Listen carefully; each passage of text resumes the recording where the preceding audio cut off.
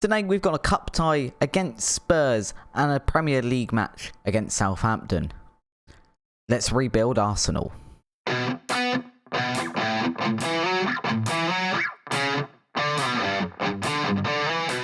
Welcome back to our Rebuilding Arsenal save, guys, where we attempt to be better than Arteta and rebuild this Arsenal team.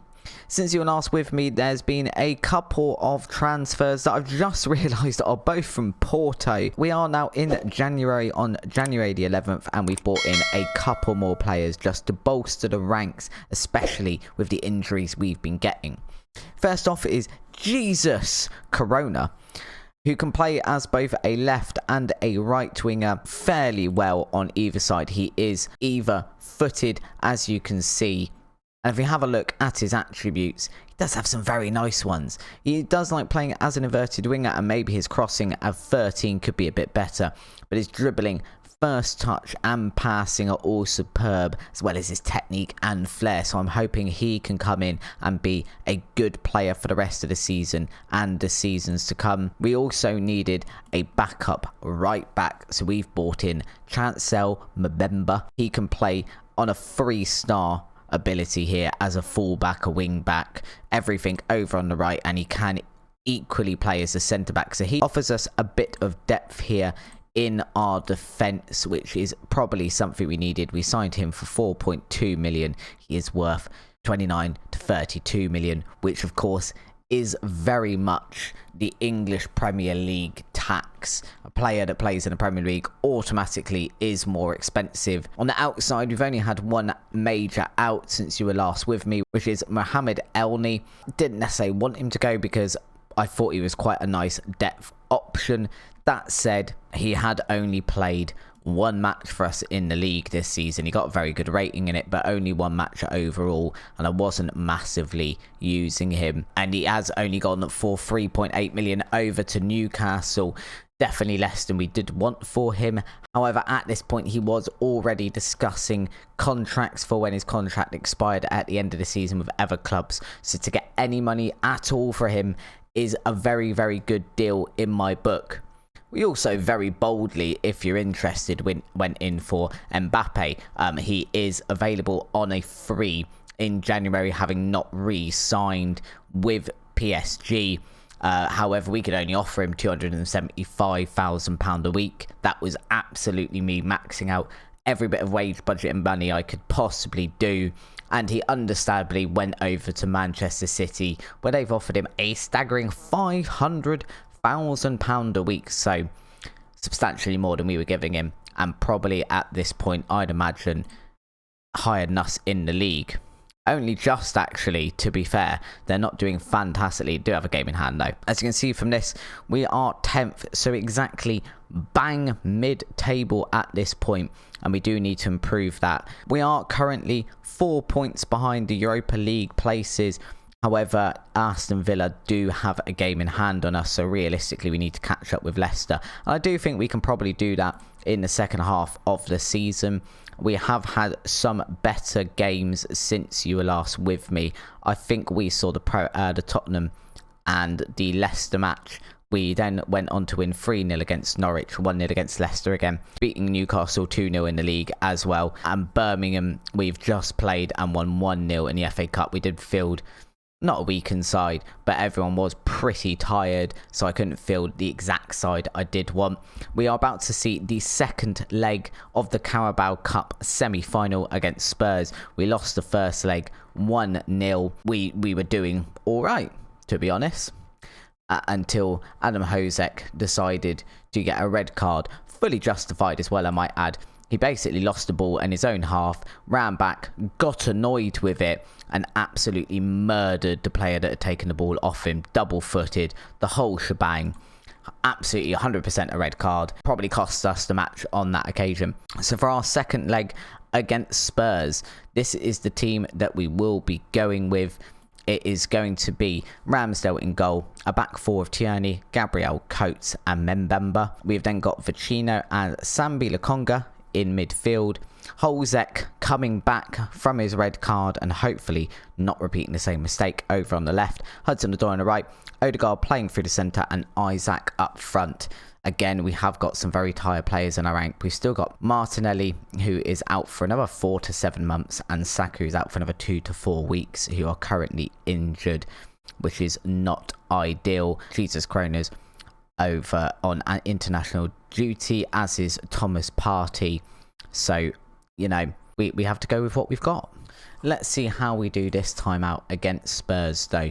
We have got a 1-goal deficit to overturn. However, we are at home for this match. Our form has been pretty good. And like I said, the last match, I feel like we definitely could have won that with a different set of circumstances. Unfortunately, it wasn't to be. So let's see how we can do this time out against Spurs. We're going to see the obligatory highlight from kickoff here. Spurs are just going to pass it around the back, which is pretty much the normal sort of highlight that you get at the start.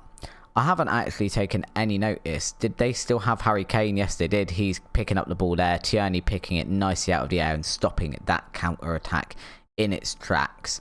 And with a 1-0 deficit, we probably do need to be going forward quite quickly. So we'll see how this first quarter of an hour of the match goes and adjust as we need to. Right now, we are getting mullered on possession. We have got free kick there. No one's going to get near it, and that is a bit of a waste, if we're completely honest. And again, Tottenham, I'll give them that. The couple of times that we've played them this season are very, very good at building out from the back and then just pinging a long ball over to Song Min or over to Harry Kane as well. Odegaard is pretty much becoming our talisman. If I can get him into the attacking centre mid position, we automatically play better. The referee has blown his whistle. Did Isaac take a push there? Maybe he did. It's going to VAR. Let's have a look. Graham Scott is asking for clarification. The penalty's been awarded and we have a chance in the first 15 minutes to draw level in the tie. Isaac's going to pop that in the bottom right corner and it's 1-1, ladies and gentlemen. Now we just need to build on that. And are we going to have to go cautious here and go more counter-attacking because of the fact that they are much better in terms of possession here? But again, look at our shots against theirs. So I think for the moment, I'm just going to leave it and see how the rest of the match goes. Oh my God, we've dropped to 28% possession. What are we doing here? Because I'm 99% sure. I mean, I've got passing directness on shorter and tempo on lower. So you would think that would at least let us hold possession. But I am tempted here at this point to kind of drop down to a cautious mentality. But at the same time, if it's not broke, don't fix it. And Spurs haven't got a shot in yet. Our goal might be through a penalty, but they haven't had a shot on target. They haven't had a shot. I say that right as they do have a shot there, but never coming close to our goal. Nothing too threatening. I feel like we can take those kinds of shots all day long. Coming up to half-time here. Here is Gabriel. Tierney pings it through to Isaac. Isaac rounds the goalkeeper. It's his second goal of the game, his 10th goal of the season. He's turned out to be a good signing, and I do feel he's building into the Premier League or the English game in general. Look at this for a highlight as well. Big ball forward to Isaac just for him to run forward onto. I have changed him. He was being played as a pressing forward, and that was triggering us pressing a bit earlier. But I've changed him to an advanced forward for this game just to try and get a bit more out of him. And so far it's working. A penalty and a goal. 2 goals for him. I will take that all day long. We just need to see out this second half. Again, they have only had 1 shot on target. This is not ideal. Not the sort of thing you want to see though. Kieran Tierney being injured. So, no, let's bring on Tavares. Tavares is good. He's got a lot of potential. Maitland-Niles has played decent when we've played him, to be fair. Hudson-Odoi. Hudson-Odoi, if I see you take a free kick 1 more time and do that with it, I will take you off free kicks, probably sub you off. Hudson-Odoi, considering the amount of money I spent on him, going, he's definitely one for the future. He can build up quickly. Not really done it for this Arsenal team so far. I think his loyalties are still lying with a different part of London, potentially. Maybe he still breathes blue. Isaac for the hat-trick. Can't quite get there. There's Hudson-Odoi doing some weird twirly stuff in the middle of the penalty area. Must say, if nothing else, I do prefer the match engine in FM22. Coates, and we're 3-0 up, 3-1 on aggregate. Great header there from the corner for Coates, and hopefully that pretty much seals the tie. It's a lovely corner in from Odegaard again. Coates gets his head to it, and we go 3-0 up in the tie. And now I'm sort of thinking, do I rest people for the Premier League? Doesn't matter. We've got another corner. Odegaard can't quite keep it down that time. That was Gabriel rather than Coates. I would like to see Gabriel score a couple more goals, to be honest, from those corner positions. Vecino is looking very tired. Let's we could bring on Xhaka, we could bring on Maitland-Niles. We'll bring on Maitland-Niles, give him some game time. He probably needs it, and when he has come on this season, he has been pretty decent, to be honest. Hudson-Odoi, you've got a 6.3. You're the one that's really bugging me in this side, because I feel like he should be bringing more to us. Odegaard also looking very tired now, so we'll make our final substitution and bring on Zahavi.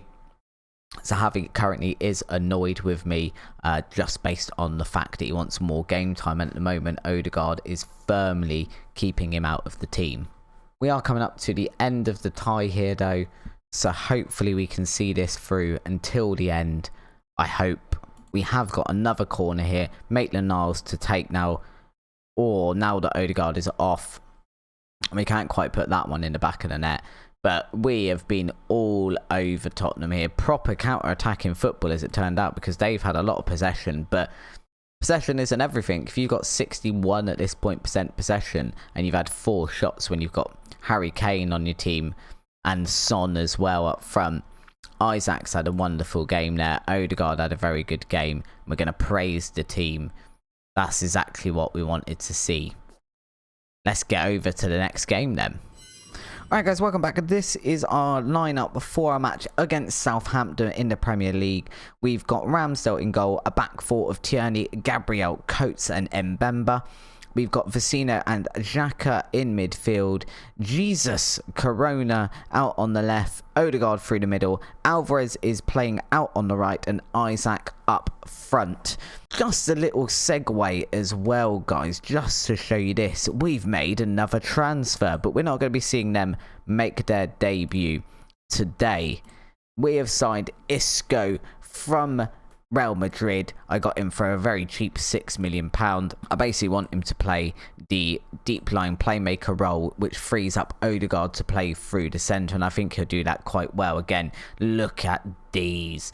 18 first touch and 17 of passing, along with 19 technique. He should be able to throw balls up to this front four, and he should be able to get some decent assists. The reason we're not going to see him playing is because he literally came in, and the day he signed, he broke his ribs. And again, the injury curse continues to curse us. But we move. So for now, let's get on with our match against Southampton. Hopefully continue some good form going forward here and continue our way up the league. We are doing well, guys. Let's inspire some people. I have faith in all of you. All of you. I have so much faith that you will not let me down, even though you did for the entirety of the first half of the season. We didn't get a highlight from kickoff. We got an Odegaard corner on the 3rd minute, though. And it looks like it's another goal. We're not going to VAR. It's Vecino. He scored 2 on his debut, and we've not seen a lot from him since on corners. Putting him at that back post rather than the front post this time, and it's worked out quite well. Xhaka managing to get his head to it, and he's pinged it over to him, and we're 1-0 up with inside the first 5 minutes of the match, which is exactly the response we want from this team to pull us up into those Europa League places. I'll be very surprised if we get the Champions League this season, but European football at all. Again, I believe we said that Arsenal haven't got they haven't got European football at all this season. I can't remember if they've had it at all in the last few seasons. And Jesus Christ, Corona, Jesus Christ, this This referee seems a bit trigger happy here with the old cards. So let's just tell people to ease off tackles, because if I don't see a yellow card in this game, I'm going to be very, very surprised, because that was 5 red cards in the space of 10 minutes. 2 for us and 3 for them. We've got Tierney, long throw there, and the goalkeeper comes out for it. And Isaac, we need you to stick your head on those. Fully need you to get your big head up on those. Maybe we need to change it around. I did notice that last time, actually, that our striker seems to be the one that go for it. I'm on corners. The striker seems to be the one that does go for it. So potentially we want maybe Sebastian Coates there instead, because that man, very good with his head. Did I do that right the other side as well? Yeah, I think that's right. Now maybe we can make something of a long throw. We are pretty good at our set pieces. That's a terrible ball forward, and it's going to go all the way back to Ben Forster, who's just going to ping it forward. Gabriel does get his head to it. Unfortunately, it's fallen to a Southampton player, and Nathan Redmond there to ping that one in, and now it's 1-1.